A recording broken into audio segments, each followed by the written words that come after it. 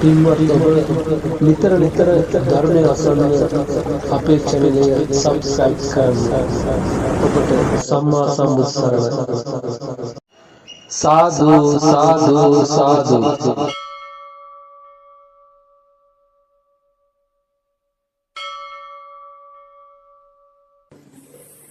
පින්නතුනි, අද උතුම් ධර්මානුශාසනාවේ මාතෘකාව හැටියට මම යොදා ගන්න කල්පනා කළේ ලෞතර බුදුරජාණන් වහන්සේ ලෝකයට පහළ වෙන්නේ ඊටාම කලාතුරකින්.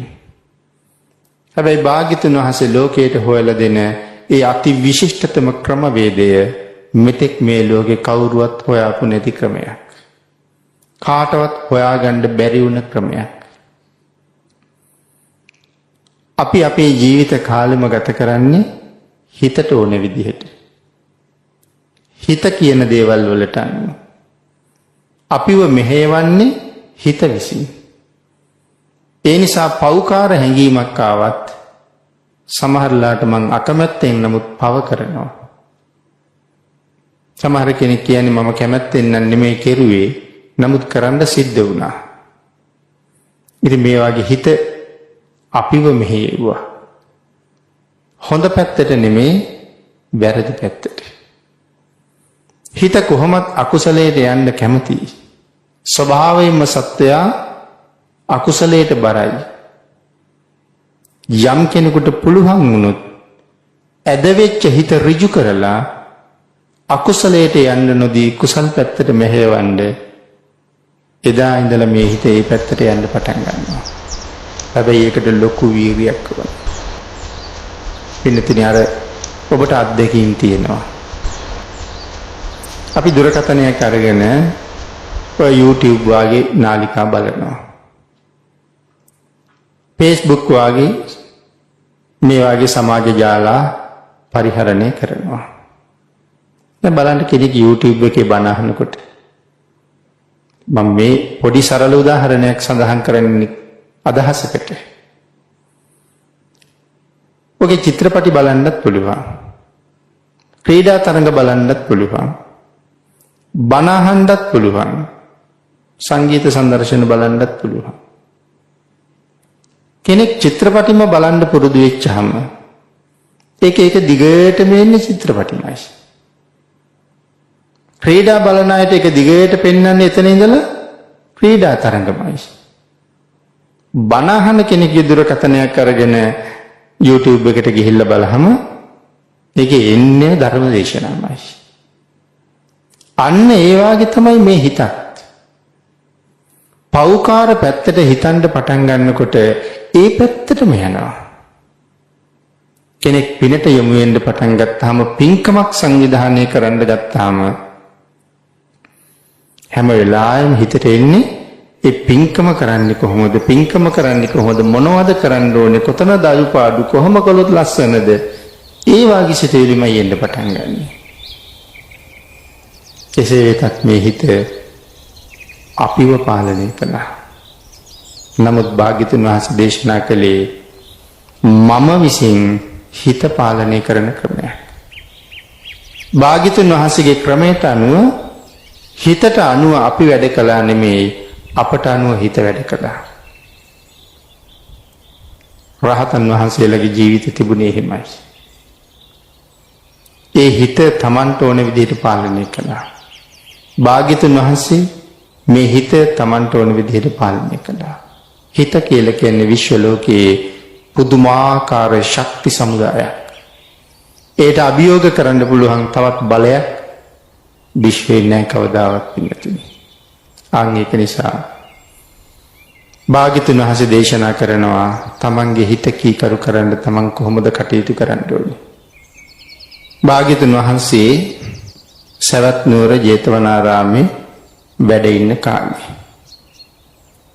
පින්නතේ සුඛ සාමණේරයන් වහන්සේ කියලා කියන්නේ සවැත් නුවර ජීවත් වෙච්ච එක ඉසුරුමත් කුලයක ඉපදිච්ච පුංචි දරුවෙක් 7 අවුරුදු වයසේ පැවිදි ජීවිතයට ඇතුල් වෙනවා. විශේෂයෙන් අපේ සරියුත් මහරහතන් වහන්සේගේ ඊටාම කුළුපගදායක පවුලක්. මේ පිරිස නිතර සාරිපුත්තයන් වහන්සේ ඇසුරු කරගෙන බොහෝ පින්කම් කළා. එහෙම පින්කම් කරපු මේ සදැහැති යුවල පස්සේ කාලේ දරු ගැබක් පිළිසිඳ ගත්ත මේ පවුලේ ඒ දරුවා පිළිසිඳ ගන්නවත් එක්කම මේ පවුලේ අයට පුදුමාකාර සැප සහිත ජීවිතයක් උදා වෙන්න පටන් ගත්තා.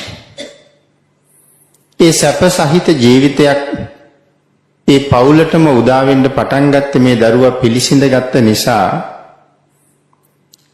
දරුවා මෙලව ඉපදුනාට පස්සේ දරුවට නම තියෙනවා සුඛ කුමාර කියලා. පවුලටම සැපගෙන දෙමින් ඉපදිච්ච නිසා සුඛ කුමාර කියලා නම තිබ්බා. අම්මා තීරණය කළා පවුලම සැපවත් කරමින් මේ ලෝකෙට ආපු මගේ පුතා යම් දවසක මගෙන් යමක් ඉල්ලුවොත් මොනම හේතුවකින්වත් පුතාගේ ඉල්ලීම මං අහක දාන්නේ නැහැ කියලා. ඉතින් අවුරුදු 7ක් යනකම් පුතා මේ දෙමව්පියොත් එක්ක හැදුනා වැඩුණා. පුතා සම්බන්ධයෙන් පොඩි කාලේ යම් මංගල කාරණාවක් එළඹුණා නම් ඒ හැම මොහොතකම 500ක් මහා සංඝයාට දන් දෙමින් තමයි ඒ කාරණාවල් ආරම්භ කරන්නට යෙදුනේ.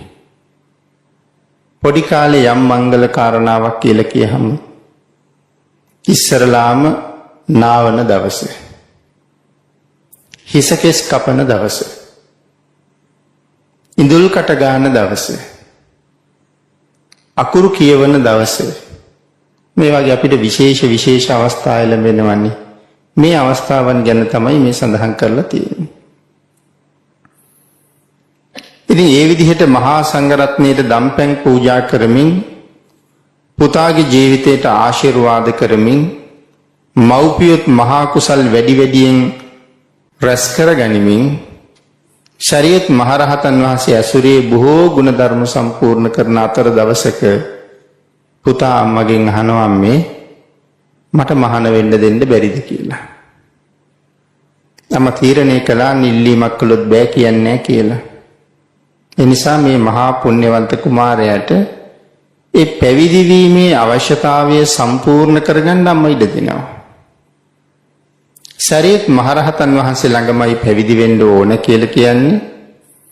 ඒ නිසා ශරීයත් මහරහතන් වහන්සේ ළඟට එක් කරගෙන ගිහිල්ලා කාරණාව සාරිපුත්තයන් වහන්සේට සිහිපත් කරාම සුදුසු කාලයේ ශරීයත් මහරහතන් වහන්සේ සුඛ කුමාරයාව පැවිදි කෙරෙව්වා. තමන්ගේ පුතා පැවිදි කළාට පස්සේ දවස් 7ක්ම ශරීයත් මහරහතන් වහන්සේ වැඩ ඉන්න සමීපයේ නතර වෙලා මේ මව්පියෝ දන් දුන්නා. 7 වෙනි දවසේ දන් දීලා ඉවර වෙලා සියල්ල අස් කරගෙන මව්පියෝ ගෙවල් වලට පිටත් වුණා. 8 වෙනි දවසේ ශරීයත් මහරහතන් වහන්සේ පුංචි හාමුදුරන්ට කියනවා සාමණේර අපි අද පිණ්ඩපාතේ වඩිමු නේද කියලා. හොඳයි ස්වාමීනි කියලා ලෑස්ති වෙලා ශරීයත් මහරහතන් වහන්සේගේ පිටිපස්සෙන් ගමට වඩිනවා. වෙල්යායක් දිගේ තියෙන මාර්ගයක් හරහා ගමට වඩින වෙලාවේ සුඛ සාමණේරයන් වහන්සේ ශරීයත් මහරහතන් වහන්සේගෙන් ප්‍රශ්නයක් ඇහුවා. මේ පාරේ යනකොට දැකපු දෙයක්. වෙල්යාය මැද්දෙන් යන්නේ. එතකොට මේ පොඩි හාමුදුරුවෝ දකිනවා වේල්ලක් තියෙනවා. වේල්ල කියන්නේ මොකද්ද කියලා උන්වහන්සේ දන්නේ නැහැ. නමුත් සාරිපුත්තයන් වහන්සේගෙන් අහනවා ස්වාමීනි මේක මොකද්ද කියලා. උන්වහන්සේ සඳහන් කළා සාමණේර ඔය තියෙන්නේ වේල්ල. ස්වාමීනි වේල්ල කියන්නේ මොකේද? ඈත තියෙන වැවේ ඉඳලා මේ කුඹුරු යායට ජලය අරගෙන යන්නේ ඔය වේල්ල හරහා. වේල්ලෙන් තමයි ජලය ගෙනියන්නේ. උන්වහන්සේ නැවත ප්‍රශ්නයක් අහනවා ස්වාමීනි වැවේ තියෙන වතුරට කුඹුර දක්වා යන්න ඕන කියලා හිතක් තියනවද කියලා. නෑ සාමණේර ජලයට හිතක් නෑ. හිත් පිට තියෙන ගොවියා විසින් හිත් පිට නැති ජලය Tamanට උවමනා විදිහට කීකරු කරගෙන කුඹුර දක්වා අරගෙන යනවා. ඒක තමයි වෙන්නේ. දැන් ඕක මතක තියාගෙන තව ටිකක් දුර යනකොට පාරයිනේ තියෙනවා කම්මලක්. ස්වාමීනි අරක මොකක්ද? සාමණේර ඒ තියෙන්නේ කම්මල.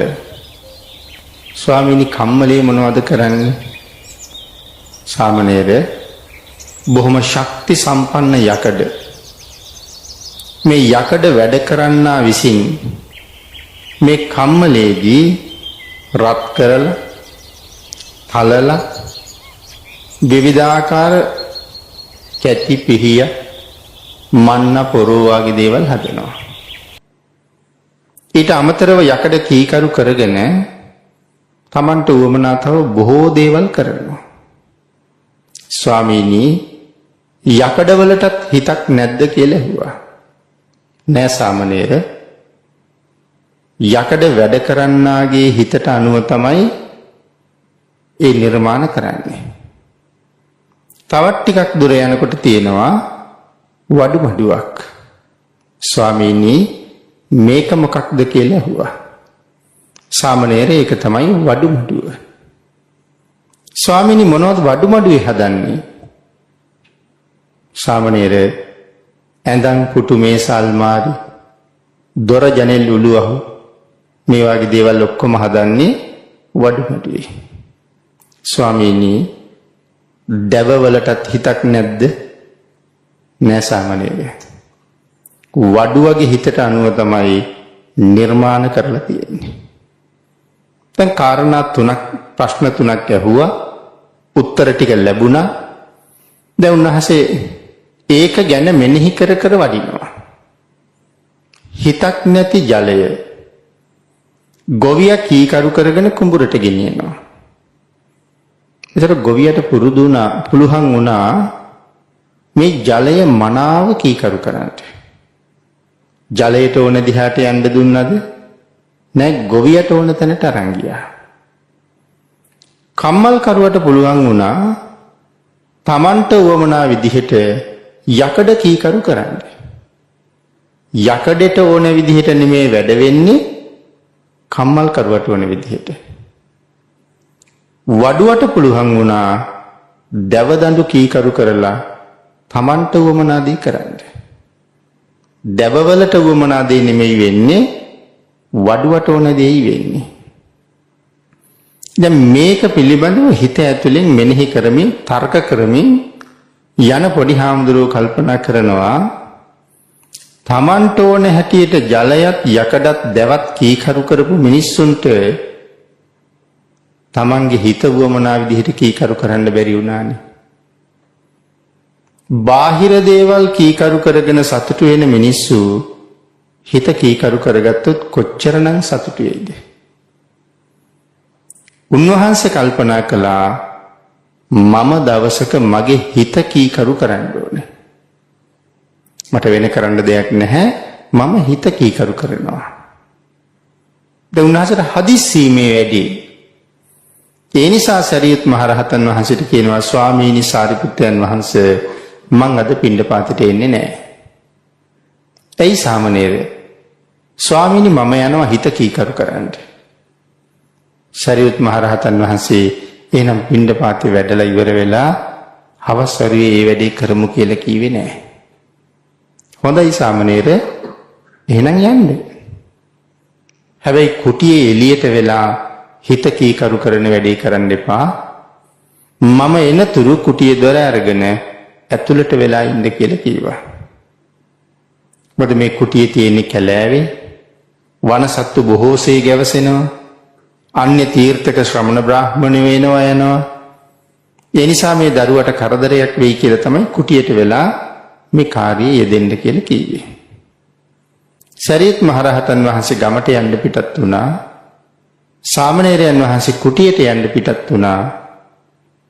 මද දුරක් ගිහිල්ලා උන්වහන්සේ නතර වුණා.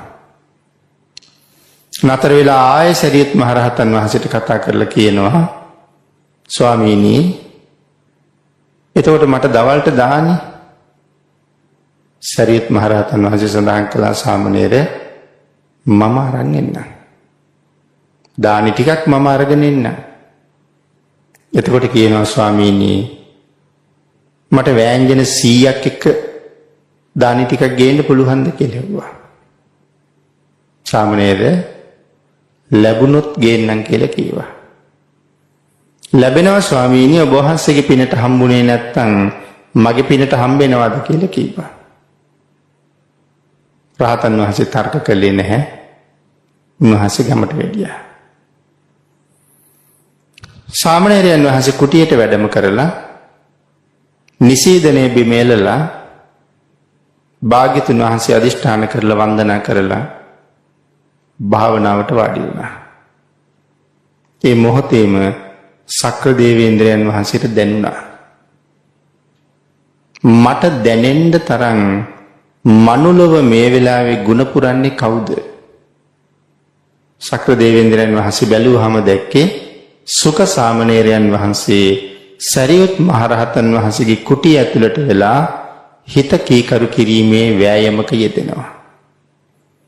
නමුත් උන්වහන්සේට ඒ කුටිය ළඟ හරි බාධායි. මොන වගේද බාධා? කුරුල්ලු, රෑහියු, ලේන්නු මේ වගේ වනසත්තු හරියට ඉන්නවා මේ කැලේ. ඒ සත්තු එක දිගට කෑ ගහන්න පටන් ගත්තාම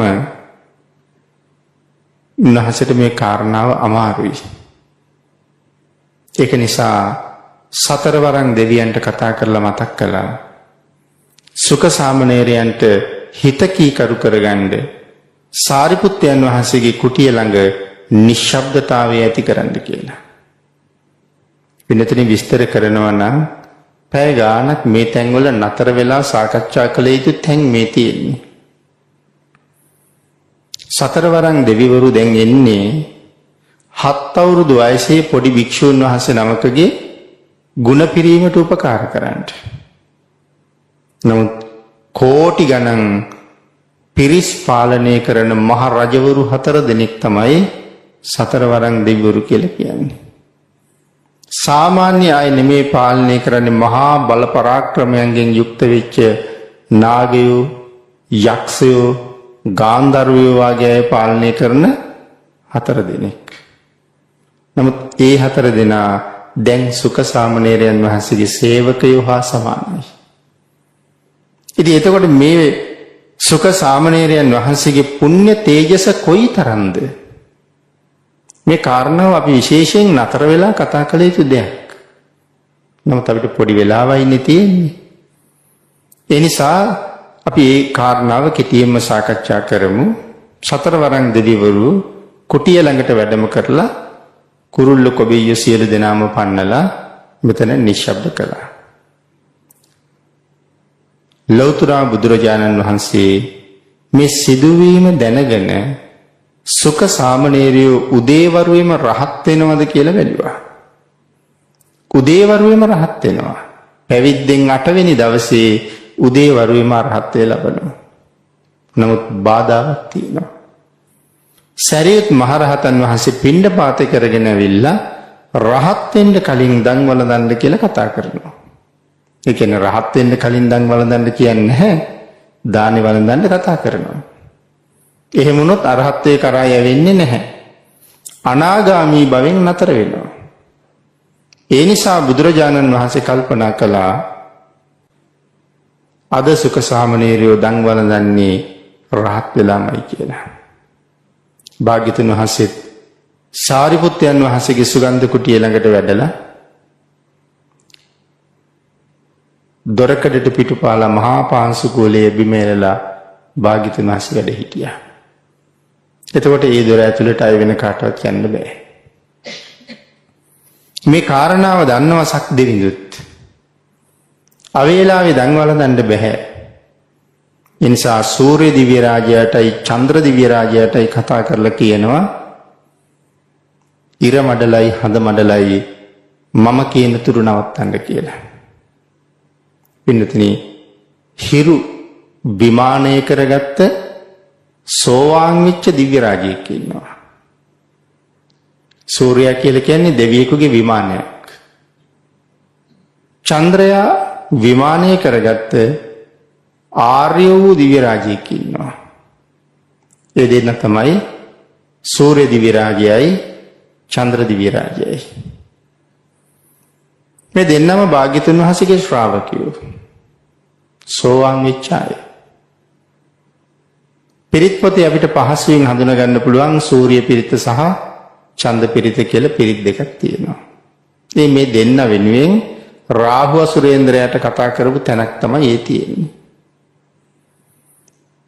ඉතින් ඉර මණ්ඩලයි හඳ මණ්ඩලයි නතර කරවලා සක්දෙවිඳුත් ඇවිල්ලා කාටවත් නොපෙනී කුටියේ පැත්තකට වෙලා ඉන්නවා. දැන් සුඛසාමණේරයන් වහන්සේට ගුණ පුරන්න මේ වෙනකොට කී දෙනෙක්ගෙන් අනුග්‍රහ ලැබිලාද? ලෞතර භාග්‍යතුන් වහන්සේගේ කරුණාව ලැබුණා. සතරවරන් දෙවිවරුන්ගේ කරුණාව ලැබුණා. සක්‍ර දේවේන්ද්‍රයන් වහන්සේගේ අනුකම්පාව ලැබුණා. සූර්ය දිව්‍ය රාජයාගේ චන්ද්‍ර දිව්‍ය රාජයාගේ අනුකම්පාව ලැබුණා. ඒ විතරක් නෙමෙයි පින්නතුනි දායකයන්ගේ අනුකම්පාවත් ලැබුණා. උන්වහන්සේ කීවා වගේම ව්‍යංජන 100ක් එක්ක දන් වේලක් ලැබෙනවා. සාරිපුත්තයන් වහන්සේගේ අනුකම්පාවත් ලැබුණා. සුඛසාමණේරයන් වහන්සේගේ කුටිය ඇතුලේ භාවනානුයෝගීව වැඩ ඉන්නවා. සරියුත් මහරහතන් වහන්සේ දාන ලැබුණ ගමන් දානි ටික අරගෙන එන්න ලෑස්ති වෙනවා. එතකොට දායක පිරිස අහනවා ස්වාමීනි වෙනදනම් වළඳලා නේද වඩින්නේ? අද කාටද අරගෙන යන්නේ? ස්වාමීනි වළඳලා වඩින්නේ. ගෙනියන්න අපි තව දානි දෙන්නම් කියලා. සාරිපුත්තයන් වහන්සේ දන් වැළඳුවා. නැවත ව්‍යංජන 100ක් එක්ක දානි පාත්‍රයක් ලබා දුන්නා. දානිකත් අරගෙන සාරිපුත්තයන් වහන්සේ බොහොම ඉක්මන් ගමනින් වැඩම කරනවා. භාග්‍යතුන් වහන්සේත් වැඩ ඉන්නවනේ. සරියුත් මහරහතන් වහන්සේ කුටිය සමීපයට වඩිනකොටම බුදුරජාණන් වහන්සේ සුඛසාමණේරයන් වහන්සේගේ අරහත්ත්වය ඉක්මන් කරවන්න තීරණය කළා. ඒ නිසා කුටිය ඇතුලේ වැඩ ඉන්න සාමණේරයන් වහන්සේට ඇහෙන විදිහට බුදුරජාණන් වහන්සේ සරියුත් මහරහතන් වහන්සේගෙන් ප්‍රශ්න කීපයක් ඇහුවා. ඒ ප්‍රශ්න කීපයට සාරිපුත්තයන් වහන්සේ උත්තර දෙනවා. භාග්‍යතුන් වහන්සේගේ ප්‍රශ්න ඇහිමත් සාරිපුත්තයන් වහන්සේගේ පැන විසඳීමත් මේ කාරණා දෙකම පදනම් කරගෙන සුඛසාමණේරයන් වහන්සේ සෞඛ්‍ය ලෙස නැසලා රහත් වෙනවා. ඒ වෙලාවේ බුදුරජාණන් වහන්සේ සඳහන් කළා සාරිපුත්ත සාමණේරයන්ට ඉක්මනට දන් වළඳන්න කියන්නේ කියලා. භාග්‍යතුන් වහන්සේ එහෙම කියලා වැඩම කළා. සුඛසාමණේරයන් වහන්සේ සාරිපුත්තයන් වහන්සේ වැළඳුවාද කියලා අහලා උන්වහන්සේ වැළඳුව බව දැනගත්තට පස්සේ තමන් වහන්සේ දන් වැළඳුවා. දන් වළඳලා ඉවර වෙනකොට සතරවරන් දෙවියෝයි ශක්‍ර දේවේන්ද්‍රයන් වහන්සේ හිටපු තැන් වලින් ඉවත් වෙලා තම තමන්ගේ විමානවලට වැඩම කළා. හිරු මඩලයි සඳ මඩලයි නවතුන තැනින් යායිති තැනට ගමන් කළා. එකපාරම හිරු මඩලයි සඳ මඩලයි පැය ගාණක් නතර වෙලා තිබිලා යායිති තැනට යනකොට මහ පොළොවේ තිබිච්ච සෙවණැලි වෙනස් වුණා. පින්නතුනි ඔක අපිට නම් ගාණක් නැහැ. නමුත් සිහියෙන් ප්‍රඥාවෙන් වැඩ ඉන්න භික්ෂුන් වහන්සේලාට ඒක එකපාරම දැනුණා. ඒක නිසා හොයලා බැලුවා කොහොමද මේ විපර්යාසය සිද්ධ වුණේ. අන්තිමට දැනගන්න ලැබුණා සිද්ධිය මේකයි කියලා. පෘථග්ජන සංඝයා චෝදනාවක් කළා. ඉරයි හඳයි නතර කරගෙන සුඛසාමණේරයෝ අවේලාවේ දන් වැළඳුවා කියලා. එදා බුදුරජාණන් වහන්සේ හවස ධම්සභා මණ්ඩපයට වඩින වෙලාවේ මේ සංඝයාගේ කතාව ඕක තමයි. ඉතින් භාග්‍යතුන් වහන්සේ සුදුසු ගමනින් වැඩම කරලා බුද්ධාසනය අරා වැඩ ඉඳගෙන බණ අහන පිරිස දිහා හාත්පස භාග්‍යතුන් වහන්සේ බලලා මහණෙනි මම එන්න කලින් මොන වාගේ කතාවක නිරත වුණාද කියලා ඇහුවා. එතකොට අර කතාව මතක් කළා. ආන්ගේ සංඝයාට උත්තරයක් දෙන්න තමයි අර මාතෘකා කරගත්ත ගාථා රතනය දේශනා කරන්නට යෙදුනේ. අපි දැන් ගාථා රතනය මතක් කරමු. උදකංහි නයන්ති නෙත්තිකා උසුකාරා නමයන්ති තේජනං දාරුං නමයන්ති තච්චකා අත්තානං දමයන්ති පණ්ඩිතා. උදකංහි නයන්ති නෙත්තිකා. නෙත්තිකා කියලා කියන්නේ ගොවියන්ට. එහෙනම් ගොවියෝ හිත් පිට නැති ජලයේ කීකරු කරගෙන තමන්ගේ කුඹරට අරගෙන යනවා. උසුකාරා නමයන්ති තේජනං ඊටාම තේජවන්ත ශක්තිමත් යකඩ කොච්චර ශක්තිමත් වුණත් කම්මල් කරුවා සමත් වෙනවා ඒ යකඩ වලින් තමන්ට ඕන දේ කරන්න. සමහර අය වාහනේ වලිනුත් උපකරණ හදනවා. තවත් මේක ශක්තිමත් යකඩ වලින් තමන්ට ඕන දේවල් ඕන තරම් කරනවා. අපේ ගෙවල් වලද පින්නතින යකඩ වලින් කරපු ඒ වගේ දේවල් කොච්චර තියෙනවද? නොඑක ආකාරයට හැඩ කරලා, අඹරලා, නමලා, පැතලි කරලා, විදලා ඊටාම ශක්තිමත් යකඩ වලට කරලා තියෙන දේවල්. කවුද එහෙම කළේ? යකඩ වැඩ කරන්න. නමුත් ඒ යකඩ වලට එහෙම කරන්නේ කොහොමද කියලා සාමාන්‍ය කෙනෙකුට හිතා ගන්නවත් බෑ. වඩුවා දැව වලින් කරලා තියෙන නිර්මාණ. සමහර ඒවා හරියට හැදුවා වගේ නෙමෙයි මවල තිබ්බා වගේ. නමුත් Tamange හිතට අනුව දැව කීකරු කරලා තියෙන හැටි. ඉතින් කම්මල් කරුවා යකඩ කීකරු කළා, වඩුවා දැව කීකරු කළා. අත්තානං දමයන්ති සුබ්බතා. සුබ්බතා කියලා කියන්නේ කීකරු අය, සුවච අය. සුවච පුද්ගලයා අත්තානං දමයන්ති. තමන්ගේ ආත්මය මනාව දමනය කරනවා. හිත්පිත් තියෙන මිනිස්සු හිත්පිත් නැති දේවල් කීකරු කරගත්තා. නමුත් ඥානවන්ත වූ කීකරු පුජ්‍යලයා තමන්ගේම හිත කීකරු කරනවා. ඒක තමයි ගාථාවේ සරල තේරුම. තව එක කාරණාවක් ඊටාම කෙටියෙන් මතක් කරගෙන අපි මේ ගාථාවේ අර්ථය ටිකක් සාකච්ඡා කරමු. දැන් සුඛ සාමණේරයන් වහන්සේ සරියුත් මහරහතන් වහන්සේට මතක් කළානේ ස්වාමීනි මට අද වෑංජන 100ක් එක්ක වළඳන්න ඕනේ කියලා. සාරිපුත්යන් වහන්සේ සඳහන් කළා සාමණේර මට ලැබුණොත් අරන් එන්නම් කියලා. එතකොට සාමණේරයන් වහන්සේ ඊළඟට ප්‍රකාශ කළේ ඔබ වහන්සේගේ පිනට නොලැබුණත් මගේ පිනට ලැබෙනවා කියලා. සරියුත් මහරහතන් වහන්සේ ළඟ නැති වුණ සුඛ සාමණේරයන් වහන්සේට තියෙන පින මොකක්ද? ඒක හරි විචිත්‍ර කාරණාවක්. මේ සුඛ සාමණේරයන් වහන්සේ සංසාරේ කරගත්ත පුදුම සහගත පින්කමක්. පෙර භවයක අබුද්ධෝත්පාද කාලයක දර විකුණලා ජීවත් වෙන දිලින්දෙක්. මේ දිලින්ද එක දවසක් දරත් කඩාගෙන නගරයට ගියා දර විකුණන්න. ඔය ගියහම දවස් කීපයක් නගරේ නතර වෙලා දර කරත්ත ඉවර වෙනකම් විකුණලා තමයි ගෙදර යන්නේ. ඒ කාලෙට තමන් නතර වෙන ගෙදරක් තියෙන ওই නගර ආසන්නයේ. ඒ පළාතේ ඉන්න සිටුවරයාගේ නම ගන්ධක. ගන්ධක සිටුවරයා මාසෙකට දෙපාරක් අනුභව කරන ආහාර වේලක් ඒ එක ආහාර වේලක වටිනාකම කහවණු ලක්ෂයක්. ඒ ආහාර වේල වළඳන දවසට මුළු නගරෙටම අනබෙරයක් යවනවා. මිනිස්සු අට්ටාල බැඳගෙන සිටුවරයා කෑම කන තැන බලාගෙන ඉන්නවා. ඒ තරම් විශේෂ කෑම වේලක්. ඉතින් එදා අර දරවෙලෙන්ද නතර වෙන්න තැන ගෙදර මිනිස්සයා ඇහුවා යාළුවේ ගන්ධක සිටුවරයා කෑම කනවා දැකලා තියෙනවද කියලා. නෑ කිව්වා. එහෙනම් වරින් යන්න බලන්න කියලා අඬ ගහගෙන එක ගියා. දැන් එදා කෑම වේල අනුභව කරන්න සිටුවරයා ඇවිල්ලා වෙලාවට ආහාරය විවෘත කරනකොට පලාතම සුවඳයි. අර අහිංසකයා යාළුවාට කියනවා යාළුවේ බත් කටක් ඉල්ලලා දියන්කෝ කියලා. ඒ මනුස්සයා කෑ ගහලා කිව්ව සිටුතුමනි පිටස්තරේ කැවිල්ලා ඉන්නවා. බත් කටක් ඉල්ලනවා කියලා. සිටුවරයා කිව්වා දෙන්නේ නැහැ කියලා.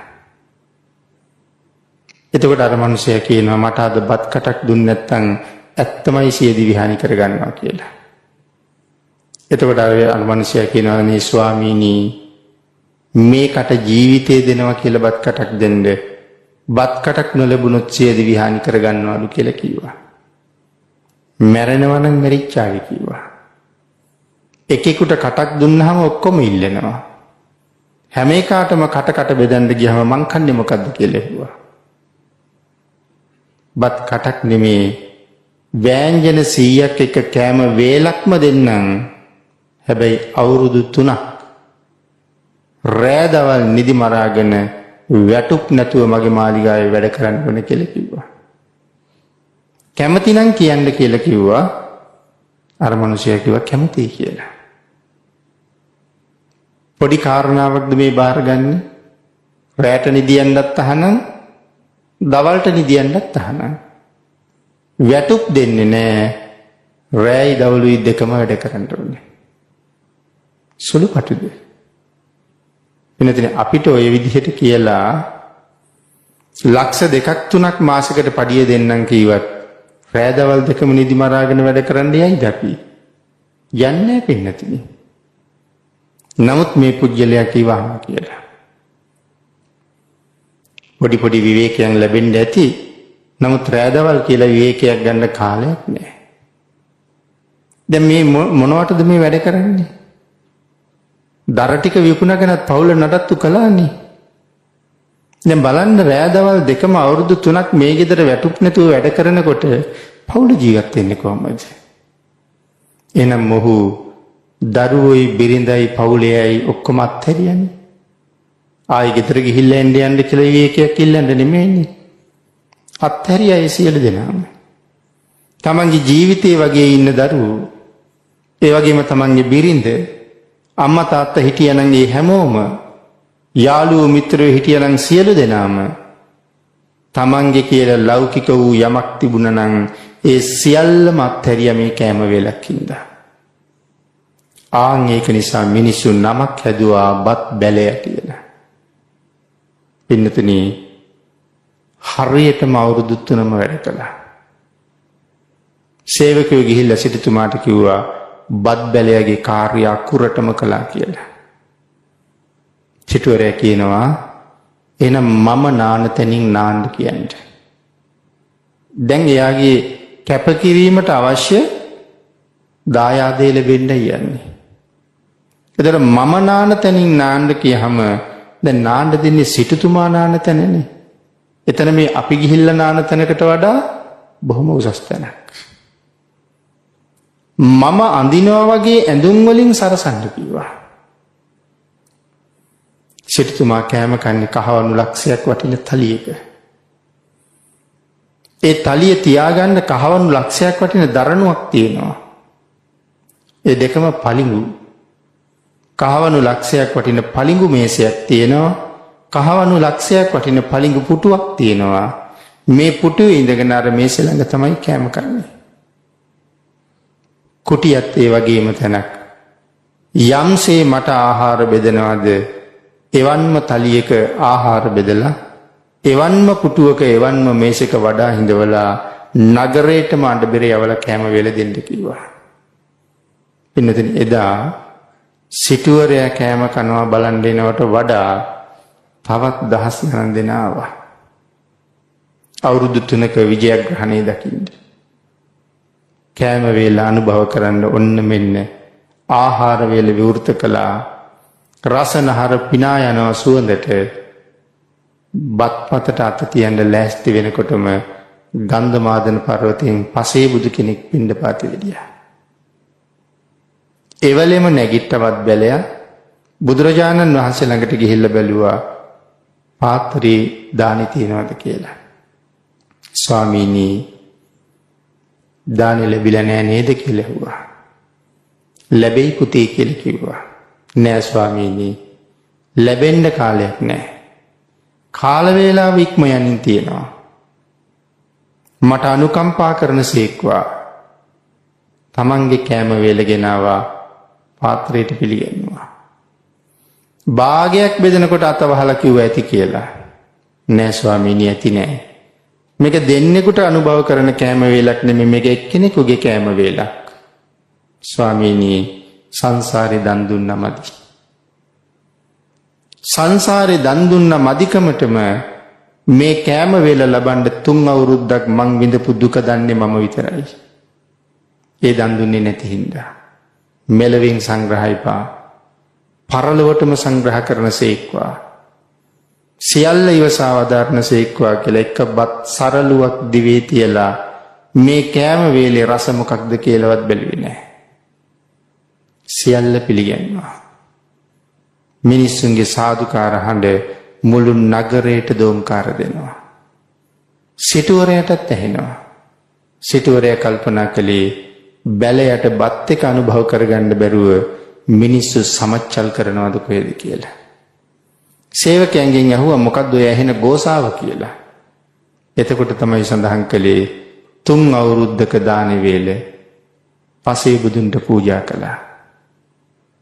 මිනිස්සුන්ට සතුට දරා ගන්න බැරුව සාදුකාර පවත්වනවා කියලා.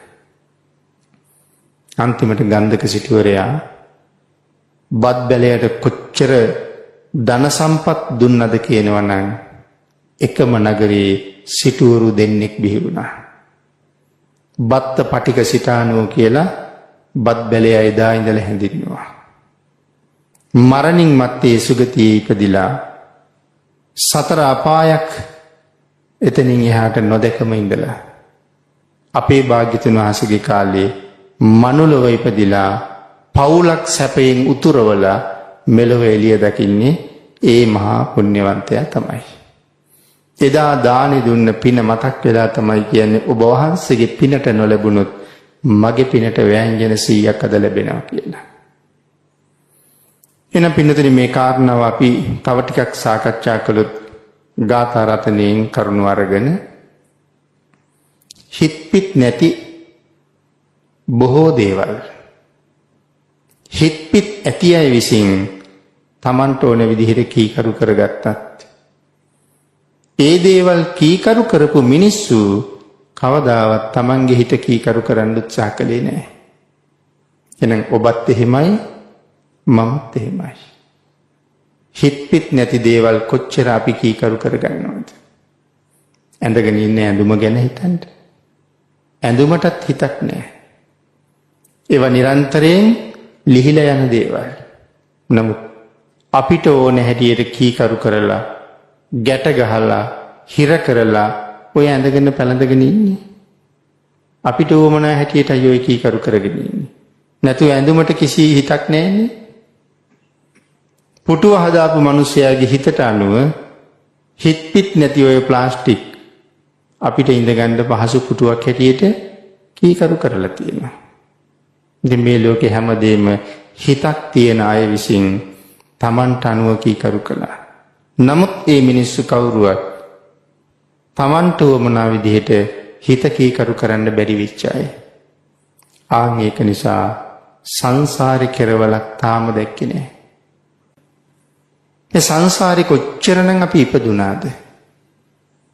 ඒකනේ අනමතග්ග සංයුත්තේන් දේශනා කළේ එකම අම්මා කෙනෙක්ගේ මරණය වෙනුවෙන් අඬාපු කඳුළු සාගර ජලයට වඩා වැඩි කියලා. එතකොට මේ සසරේ ඉම කොන ගැන අපට තේරෙනවද? අනමතග්ගෝ යං සංසාරෝ පුබ්බා කෝටීන පඤ්ඤායති. මහණෙනි ඒ සංසාරයගේ පෙර කෙරවල පණවන්න බෑ. එවන් දිග සසරක බුදුරජාණන් වහන්සේලා කී කෝටියක් ඔබට මට මුණ ගැහෙන්න ඇද්ද? උන්වහන්සේලා කොයි තරම් අපට අනුශාසනා කරන්න ඇද්ද? නමුත් පින්නතුනි අවම වශයෙන් සෝවාන්වත් වෙන්න අපිට තව බැරි වුණා. භාග්‍යතුන් වහන්සේ සෝවාන්වත් වෙන්න කියලා කියන්නේ නැහැ. කොතනවත් බුද්ධ ධර්මයේ උගන්වන්නේ නැහැ සෝවාන්වත් වෙන්න කියලා. උගන්වන්නේම රහත් වෙන්න කියලා. නමුත් අපිට ඒ රහත් මගේ පළවෙනි පියවරටවත් තාම අඩිය තියාගන්න බැරි වුණේ ඇයි? බුදුරජාණන් වහන්සේ නම් මඟ පෙන්නවා. අපි බණත් ඇහුවා තමයි අපිට තාම බැරි වුණා කීකරු වෙන්න. එදා ඉඳලා මේ සංසාරේ අපි තාමත් අකීකරු ශ්‍රාවකයෝ මිසක් කීකරු ශ්‍රාවකයෝ නෙමෙයි. පෙර ශාසනවල අකීකරු වුණා වගේම මේ ශාසනෙත් අපි අකීකරුයි. ඒ අකීකරු බව හඳුනගන්න ඉච්චර අමාරු නැහැ. නිවන් දකින්න යන පුද්ගලයෙකුට අපූර්වතම අනුපූර්ව ප්‍රතිපදාවක් භාග්‍යතුන් වහන්සේ පෙන්නලා තියෙනවා. ඒ ප්‍රතිපදාවේ මුලම තියෙන්නේ තුනුරුවන් සරණ යෑම. මුලම ඉන්නේ තුනුරුවන් සරණ ගිහිල්ලා ඊළඟට භාග්‍යතුන් වහන්සේ තවත් පියවරක් පෙන්නවා පන්සිල් ආරක්ෂා කරන්න කියලා. ඒක නිසානේ අදත් අපි තිසරණ සහිත පන්සිල් සමාදන් වෙන්නේ. මුලින් තිසරණ ඊට පස්සේ පන්සිල්. කාරණා පහක් දේශනා කරලා කිව්වා මේ පහට කීකරු වෙන්න කියලා. ඒ වුණාට අපිට තවම ඒ පහට කීකරු වෙන්නත් බැරි වුණා නම් නිමක් නැති කෙලෙස් සතුරන් එක්ක අපි කොහොම සටන් කරන්නද? අන්න ඒ නිසා ධම්මපද පාළියේ දේශනා කළා යෝ සහස්සං සහස්සේන සංගාමේ මානුසේ ජිනේ ඒකංච ජෙය්‍ය මත්තානං සවේ සංගාම යුත්තමෝ. යමෙක් යුද බිමට ගිහිල්ලා සතුරන් දසලක්ෂයක් තනියම පරාජය කරලාවත් මහණෙනි මම ඔහුට විරුවා කියලා කියන්නේ නැහැ. සතුරන් දසලක්ෂයක් පරාජය කරපු කෙනා විරුවෙක් නෙමෙයි. නමුත් එකෙක් වෙච්ච තමන් දිනාපු දවසට ඔහුට විරුවෙක් කියලා කියනවා. එහෙනම් අභ්‍යන්තර සතුරා දිනපු දවසට බාහිර සතුරා නිකම්ම පරාතයි. ඉතින් ඒක නිසා පින්නතුනි අවසානෙට ගාථා රත්නයේ සඳහන් කළේ සුවචයා කීකරු පුජ්‍යලයා තමන්ගේ හිත දිනනවා. බඩුවා දැව දිනුවා, කම්මල් කරුවා යකඩ දිනුවා, ගොවියා ජලය දිනුවා. නමුත් ඔහුට දිනා ගන්න බැරි වුණා. එහෙනම් අපිටත් තාම අපිව දිනන්න බැරි වුණා. ඒ නිසා අවවාද කළේ සුවච වෙන්න, කීකරු වෙන්න. කාටද?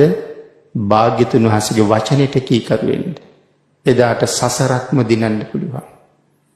මේක මහා ලොකු දෙයක් හිතන්න භාග්‍යතුන් වහන්සේ අපිට ඉඩ තිබ්බේ නෑ පින්නතුනි. කරන්න දෙයක් අපිට දුන්නෙත් නෑ භාග්‍යතුන් වහන්සේ. භාග්‍යතුන් වහන්සේ ඔක්කොම කළා. සේරම කරලා භාග්‍යතුන් වහන්සේ අපිට පාර පෙන්නවා දැන් හරි මේ පාරේ යන්න කියලා.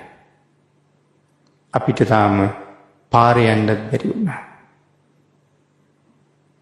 පින්නතුනි අපිට කණේ අමාරුවක් හැදුනහම දොස්තර මහත්තයා ගාවට ගිහිල්ලා බේත් ගන්නවා. දොස්තර මහත්තයා කනට බේත් දෙන්නේ නැහැ. දොස්තර මහත්තයා බෙහෙත් දෙන්නේ අපිට බොන්න. මේ බෙහෙත් ටික ගෙනල්ලා අපි කියාපු විදිහට පාවිච්චි කරනවා. බෙහෙත් කටට දාගත්තාම ඉස්සෙල්ලා මුඛය ඇතුලේ දිය වෙනවා. ඒ ටික මුඛය තුලින්ම ඇතුලට ගන්නවා. ඇඟට උරා ගන්නවා. ගිලිනකොට උගුරට යනවා. උගුර හරහා ගමන් කරනකොට ඒ ගමන් කරන අතරතුරත් දිය වෙනවා. ඒ අවශ්‍ය ප්‍රමාණයන් එහෙමම ශරීරගත වෙනවා. ආමාශයේදී ජීර්ණය වෙලා තව කොටසක් ශරීරගත වෙනවා. අන්තර දිගේ ගමන් කරනකොට තව කොටසක් ශරීරගත වෙනවා. බෙහෙත් වේල් දෙක තුනක් පාවිච්චි කළා. හැබැයි මුඛය හරහා අන්තරෝසේ කැඟෙන් බැහැර වෙලා ගියා. කන දිහාට මොකවත් ගියාද? නමුත් බෙහෙත් වේල් දෙක තුනක් පාවිච්චි කරනකොට සනීප වෙලා තියෙන්නේ කනනේ. ඒතර මේ කුසට බීපු බෙහෙත් වලින් කන සනීප වුණේ කොහොමද කියලා හොයන්න අපිට උවමනාවක් තිබ්බද? නැහැ පින්නතුනි. කන සනීපයි, කාරණාව ඉවරයි. තිලෝගුරු භාග්‍යතුන් වහන්සේ ඔබටත් මටත් නිවනට යන්න මඟ භාග්‍යතුන් වහන්සේ හොයලා තියෙන්නේ. සකල ලෝක සත්වයාගේම නිවන් මඟ භාග්‍යතුන් වහන්සේ දන්නවා. ඒ සියලු දෙනාට නිවනට යන්න අවශ්‍ය මඟ මේ ධර්මයේ තුල දේශනා කරලා තියෙනවා. නිවන් මඟ හොයාගෙන යන්න අපිට උවමනා නැහැ. පාර පෙන්නලා තියෙනවා, පෙන්නපු පාරේ යන්න විතරයි තියෙන්නේ. එහෙම යනකොට කොහොමද නිවන් දකින්නේ කියලා මුතුයෙන් හොයන්න ඕනේද? බුදුන් වඳිනකොට නිවනට ලං වෙන්නේ කොහොමද? දානි පූජා කරනකොට නිවනට යන්නේ කොහොමද? සිල් ගන්නකොට නිවනට යන්නේ කොහොමද? භාවනා කරනකොට නිවනට යන්නේ කොහොමද? එකක්වත් අපිට හිතන්න ඕනේද? කියාපු දේ කරන්න විතරයි තියෙන්නේ. ඒක කරගෙන යනකොට බෙහෙත බොනකොට ඉබේම කන සනීප වුණා වගේ භාග්‍යතුන් වහන්සේ පෙන්නපු මාර්ගයේ යනකොට ඉබේම අපි නිවනට ලං වෙනවා. ඒ තරම් පහසු මඟක් පෙන්නලා තියෙනකොට කලාතුරකින් ලැබෙන බුද්ධෝත්පාදයයි සම්මාදිට්ඨික මනුස්ස ජීවිතයයි ලැබිලා තියෙන වෙලාවේ ඒක අතපහු නොකර තමන්ගේ ලැබිච්ච මනුස්ස ජීවිතයට තමන්ගේ ආත්මයට සාධාරණයක් කරගන්න කියලයි භාග්‍යතුන් වහන්සේගේ අවවාදයෙන් සඳහන් කරන්න තියෙන්නේ. ඒ මග ගමන් කරන කෙනෙක් යම් දවසක මරණය එළඹුණා නම් එදාට ඔහු hina වෙලා ඇස් පියාගන්න කෙනෙක්. එහෙම කෙනෙක් වෙන්න තුනුරුවන්ගේ ආශිර්වාදයෙන් ඔබටත් ශක්තිය ලැබේවා කියලා ප්‍රාර්ථනා කරනවා. අතිපූජනීය කෝරළයාගම සර්වතිස්ස ස්වාමීන් වහන්සේ ප්‍රමුඛ සිළුම් සංඝරත්නය ප්‍රාර්ථනා කරනවා බෝධිකින් එයම නිර්වාණ සුව ලබන්න මේ පිණිස හේතු වාසනා වේවා. සාදු සාදු සාදු තසේම සිළුම් සම්තේ දෙමෝපිය ගුරු නෑදෑයන් සියලු දෙනාට ධර්මයේ රටේ ලෝකයේ සියලු දෙනාට සතර අපාර සිළුම් සත්‍ය සිළුම් සම්යද්දස්ස දේවතාවුන් වහන්සේලාද බක්මරාජයන් වහන්සේලාද අෂ්ටදේවතාවුන් වහන්සේලාද ආරක්ෂක දේවතාවුන් වහන්සේලාද ප්‍රාර්ථනා කරනවා යමා නිර්වාණ සුව ලබන්න මේ පිණිස හේතු වාසනා වේවා. ආයුබෝවන් සකල සත්‍ය ලැබේවා. සිතේ පාපේ දුක්ඛ නිරෝධිත සුඛ චිත්ත දුක්ඛ නිවන් ළමත සාදු සාදු සාදු